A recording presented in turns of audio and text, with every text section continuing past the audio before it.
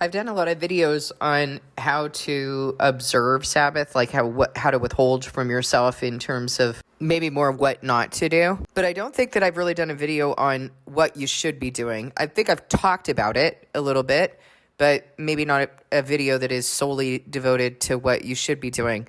So that's what this video is going to be about. And it's based on an email that I received today.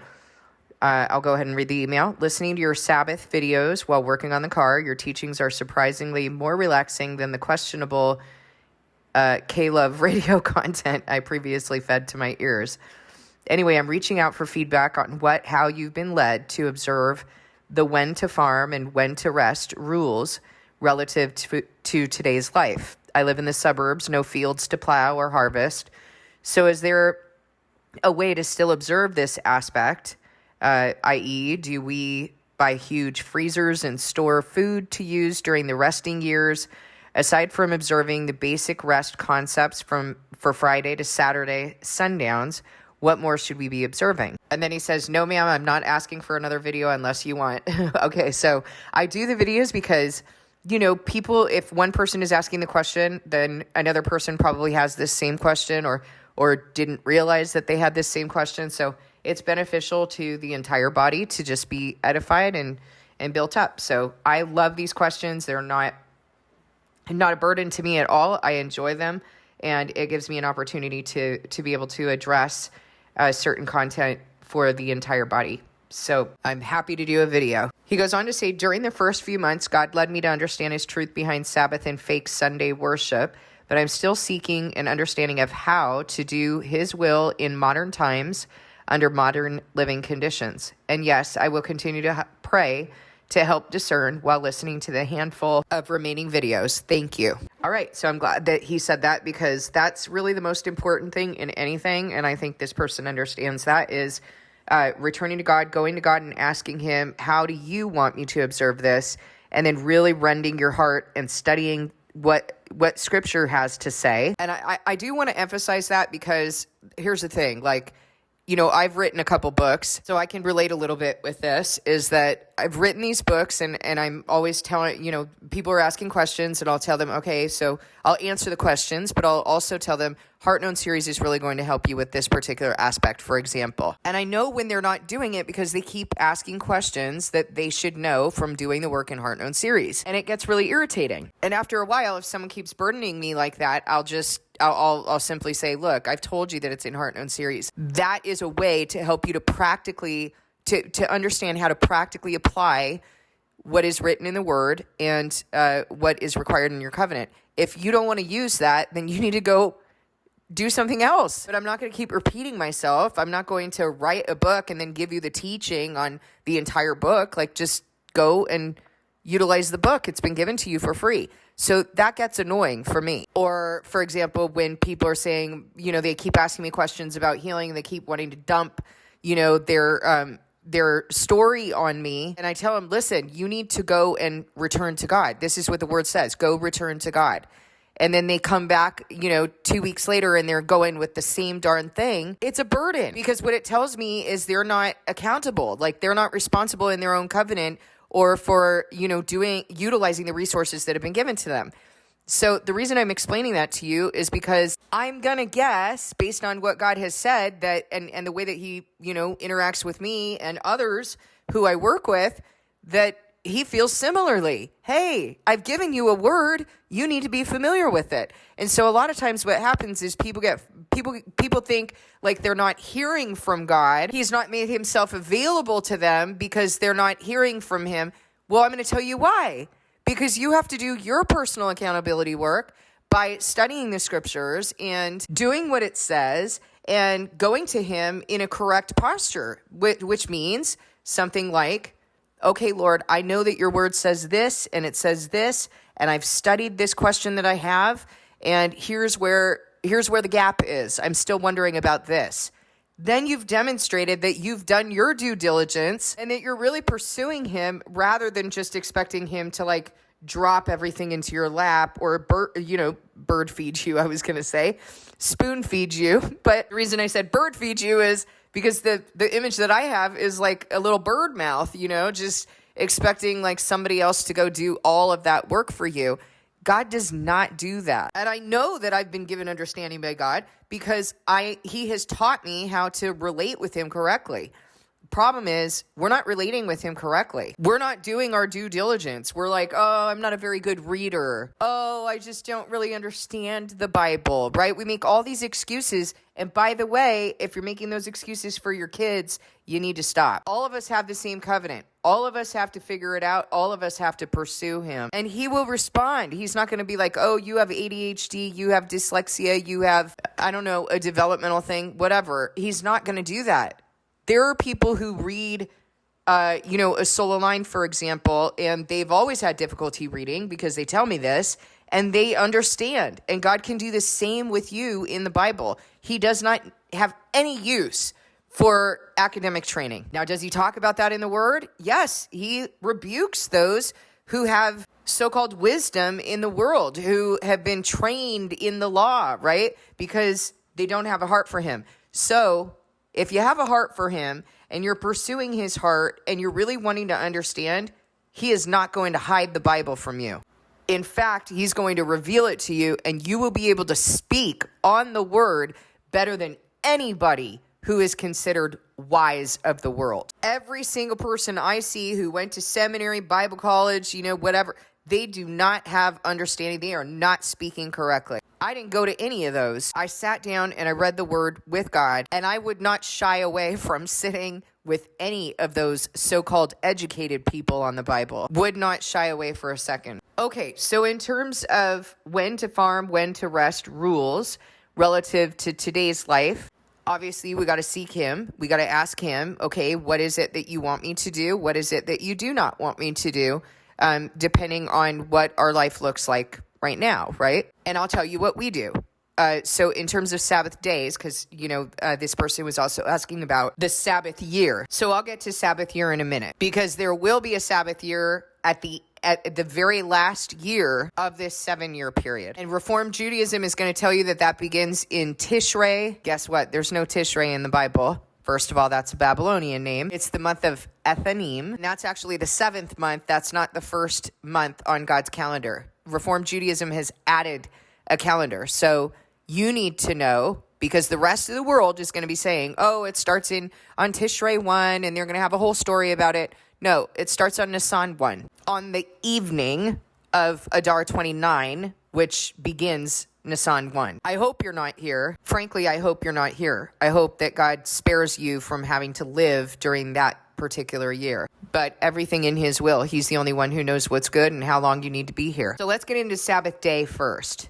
I do all of my shopping and all of my prepping for food the day before, or maybe I might start it even on Wednesday. And usually I do things like prepare a pot of soup. Now, some people are pretty firm on not heating anything up on Sabbath. I have not felt conviction about that. I've asked God about that, like putting something in the microwave or even on the stove. And I'll tell you what, so in the Old Testament, it does say that we're not supposed to light a fire on the Sabbath. That would have been a lot of work to light a fire and keep the fire going and, all of this stuff. And lighting that fire would have usually been, then you're preparing food and stuff like that. I don't light candles on the Sabbath. Doesn't mean that I don't turn the heater on, like if I'm cold, or light my stove to heat up some soup. You got to sort through that with God. I understand what he has said to be related to work. Another thing that I'll make are, maybe like salads or sandwiches. There's something my daughter and I really like that's called malfouf, and it's these little grape leaves with rice and ground beef inside, and you can eat those cold. So you can do whatever you want. You can do pasta salad. On our, we have a group chat going, and a lot of times we'll, share recipes and stuff like that. Be careful about not treating God's rules as a list of do this and do that and, that sort of thing, because he talks about that. He addresses it in the word. And if you believe something to be a sin, it's a sin to you. So I'm not saying go justify yourself out of that. What I'm saying is go discern it with God. And if he's putting it on your heart that this is a sin, then it's a sin to you. Here's what's most important with regard to observing God's Sabbath: entering his rest. That's what his Sabbath is for. Now, what does that mean? Does that mean that you're a couch potato? You get a comfy blanket and curl up with a movie? No, that's not entering God's rest at all. That's, might be comforting to your flesh, but we're talking about what God values, which is the heart and the spirit that communicates with him. And frankly, I don't have a single movie that I feel comfortable watching, so I don't know how anyone else does. I haven't turned on my TV in so long, and the only reason I still have that TV is because it's mounted on my wall, and I don't know how to take it off and seal anything up, and, sometimes we like to watch home movies, but that's about it. I mean, I can't even remember the last time I turned it on. Entering God's rest means that when you're sitting with him on Sabbath, that you should be asking yourself the question. The first thing you should be doing is taking stock of yourself and asking yourself the question, how am I feeling right now? Like, do I feel like I want to go distract? What am I feeling like doing? Or am I still? Like, am I able to just sit in this chair and read his word or talk with him or journal? Or am I distracted? Are there other things that I'm wanting to do? Am I wanting to get on technology, go look at the news, stuff my face? Am I running through my to-do list? Am I worried about things that I need to get done this week? If I can't get still, I'm not in his peace. I'm losing the peace that comes from God's Spirit. And that tells me that I'm not circumcised in heart and my flesh is not disciplined. Remember that there are two types of flesh: your physical flesh that needs to be disciplined, and your sinful flesh from which your heart needs to be cut off. And remember that your physical flesh, your mind and body, need to be disciplined because your mind and body desire the things of the sinful flesh. Your mind desires glory and control and, things like that. Your body wants gratification. So your mind and body crave the sinful flesh, and that's the reason they need to be disciplined according to God's Spirit and what he's doing in your heart by his Spirit with your spirit. God's Spirit, so he communicates with your spirit. That's the direction that you need to be conformed, not conformed according to the pattern of the world. So what do I do in a day on Sabbath? Well, it depends on whether my kids are here. If my kids are here, then I make an intentional effort, and it, honestly, if this is in your heart, it's going to come out of your mouth, right? We know that what comes out of our heart is coming out of our deeds, our right hand, our forehead, our thoughts, and the way that we speak. And so my children and I will sit and have conversations about the times, about, things that God is revealing to them, things he's revealing to me. It wasn't always like that, by the way. Remember that I raised my daughter and I didn't raise her in Christ. And so, it took a minute for us to kind of learn how to observe Sabbath. And I know that, there were some things that maybe were not convenient to her in the beginning that I would, had to stand firm on. And sometimes I felt bad, like I don't want to make things inconvenient for them, but I can't choose that over God, so he would keep convicting me that he would work through them as long as I obeyed. And now, like, my kids love to sit and have these kinds of conversations. So I will enjoy my grandson. We'll listen to hymns together. That's something that my grandson and I do every morning when I come up, and take the baby and give my daughter a little time to sleep. I'll listen to hymns with Jeremiah. I'll pray with him. And for the most part, what I'm doing on Sabbath is, again, entering his rest. So whether I'm with other people or not, I always need to be mindful of whether or not I have entered his rest and honest with myself about what it is that I'm feeling.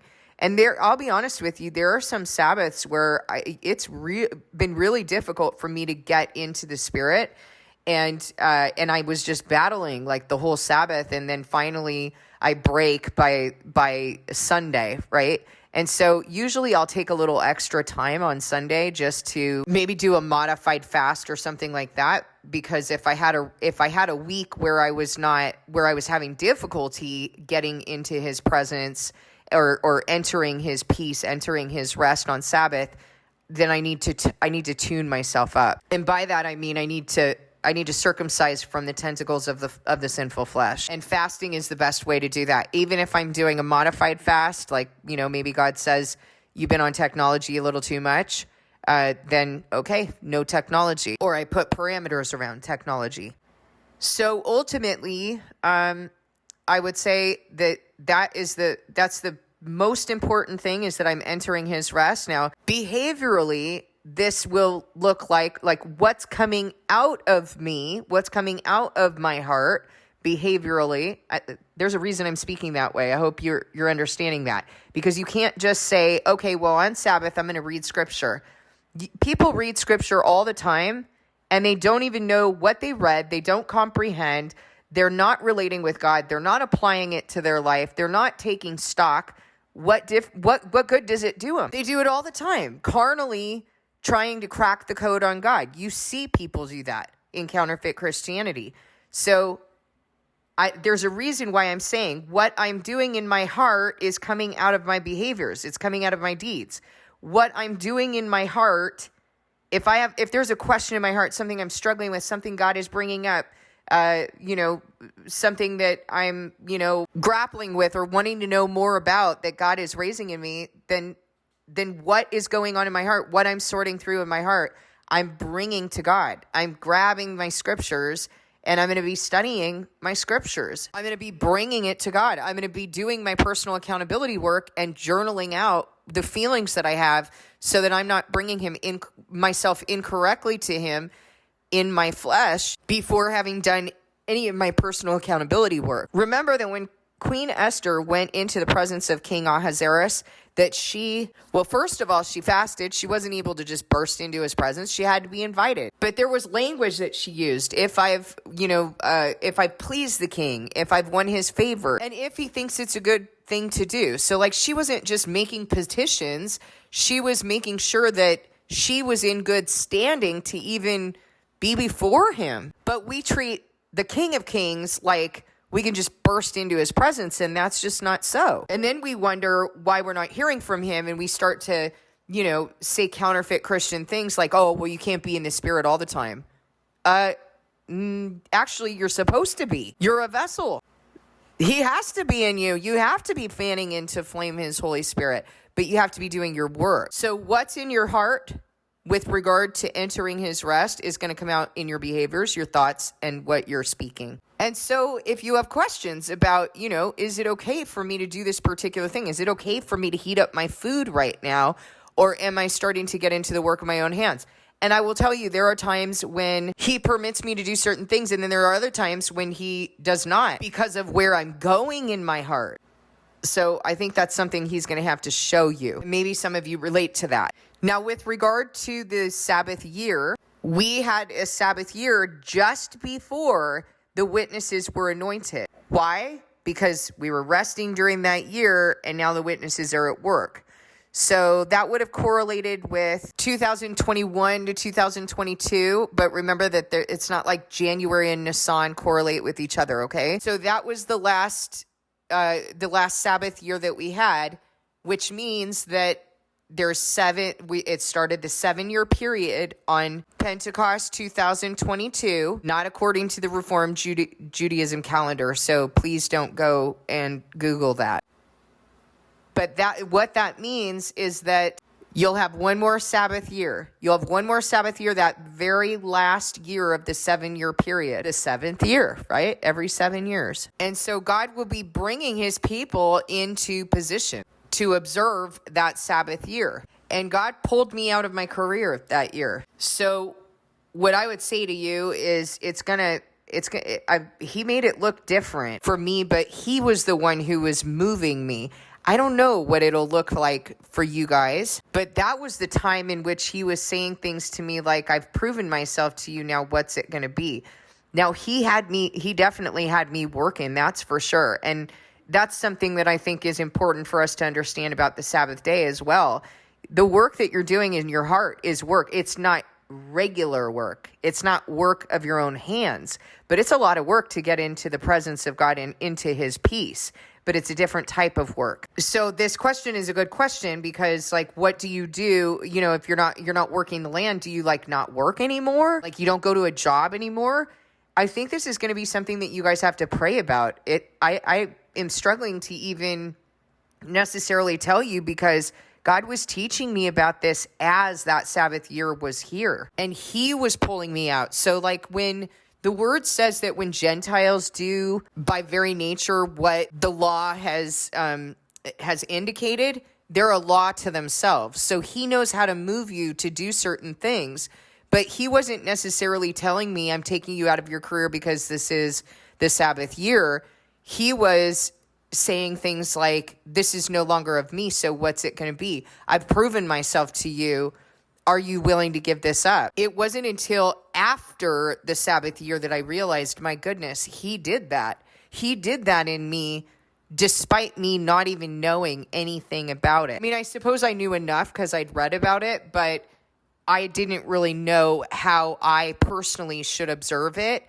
And I think at the time, I was still kind of the impression, sorta, that this was not really a requirement for us anymore. And even with that ignorance, guys, he still moved me to observe the Sabbath year because he took me out of my work. He had me giving up those careers, I think even before, like he was already working on me before that year. So I'm sorry, there's no way for me to really answer that entirely. But what I would say is, depending on where you're at, where he's brought you in your spiritual journey, it would be very similar to whatever you're doing on Sabbath. And in hindsight, as I think about what he had me doing, it was a lot of, okay, he's taking me out, and then me kind of like being like, am I going to be okay, Lord? Am I going to be okay?